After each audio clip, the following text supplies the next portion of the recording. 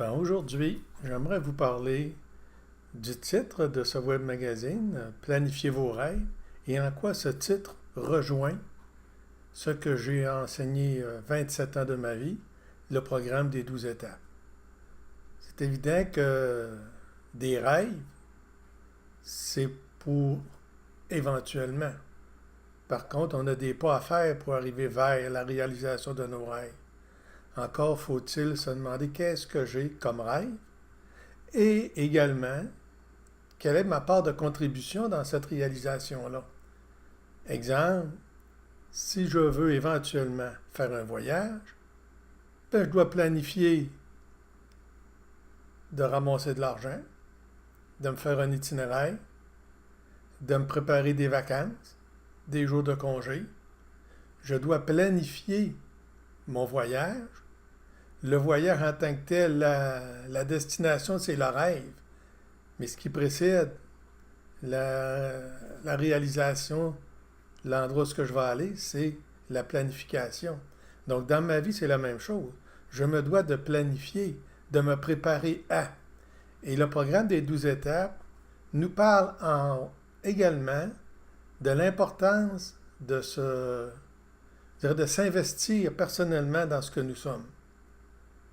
De trouver qu'est-ce que j'ai qui pourrait m'aider à réaliser mon rêve, puis qu'est-ce que j'ai aussi qui pourrait me nuire. Nous avons tous et toutes des défauts, des comportements, des manières d'être, des manières de parler. Et ces manières-là, ces défauts-là, sont-ils d'actualité encore? Font-ils partie d'une planification du rêve que je veux atteindre? Si je veux, par exemple, améliorer mon travail, comment je vais être perçu au travail, ben j'ai des changements à faire. Il faut que j'arrête d'attendre que les autres changent. Et c'est moi qui dois changer. Je suis responsable. C'est important de bien prendre conscience de notre responsabilité face à nous. Au lieu d'attendre, c'est d'aller vers les autres, d'aller vers une réalisation. Donc, l'important de découvrir, de trouver quels sont les comportements que j'aimerais changer.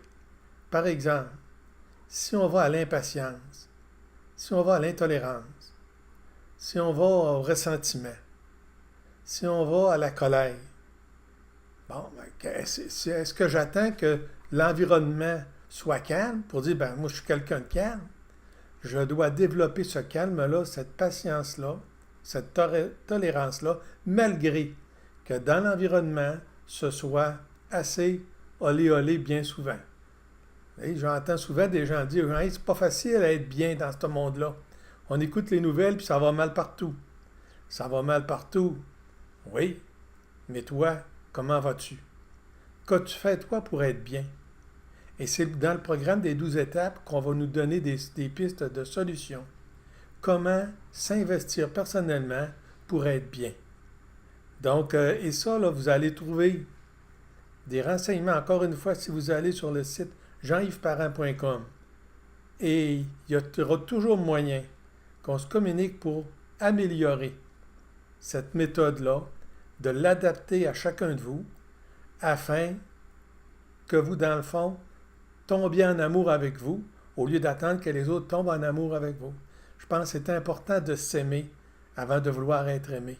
Et ça, là, dans ce programme-là, on nous amène vers ça. Donc, je vous invite à réfléchir là-dessus et on y reviendra un peu plus tard dans d'autres conférences.